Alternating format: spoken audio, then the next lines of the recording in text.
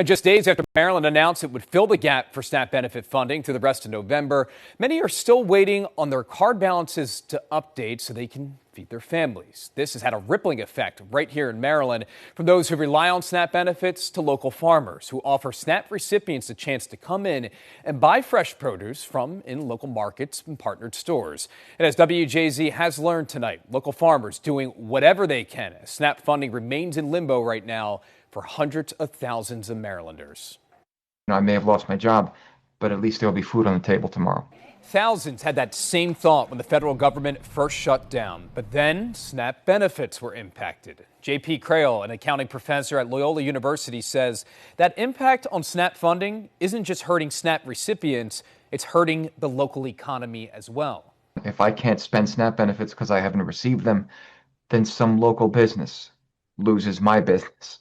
Local businesses that include farmers right here in Maryland.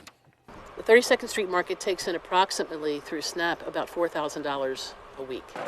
Joan Norman is the president of the 32nd Street Farmers Market, where people using SNAP can buy fresh produce from farmers in the area. She says she has already seen hesitation as funding remains in limbo.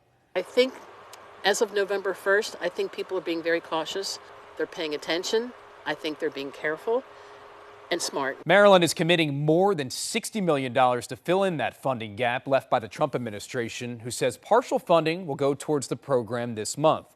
While people are still waiting for that money, the state and farmers are using another program now to help families get by. The Department of Agriculture has made what they're calling a bridge program. So a person with a SNAP EBT card can come to our market. If they have a zero balance, we can give them $20 in market tokens. Tokens made possible through the Maryland Market Money Program. Typically, the so-called MMM program allows markets to match SNAP money people try to spend up to $20, effectively doubling the money SNAP recipients can spend.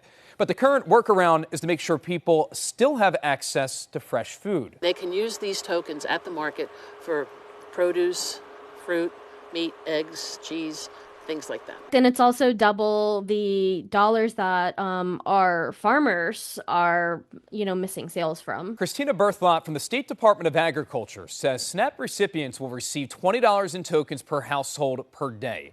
She says even though farmers will be hit by falling sales, especially near the holidays, they have still tried to do their part to give away more than they need as well. In some cases, additional funders or even markets are adding to this.